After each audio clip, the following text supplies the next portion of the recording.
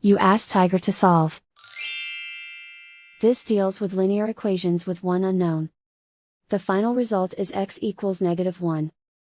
Let's solve it step by step. Simplify the expression. Group like terms. Simplify the arithmetic.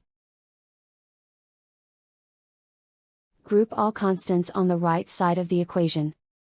Subtract 11 from both sides. Simplify the arithmetic.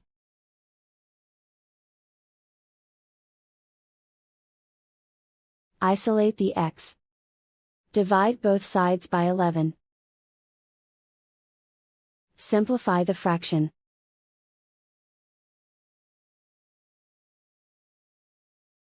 And so the final result is x equals -1.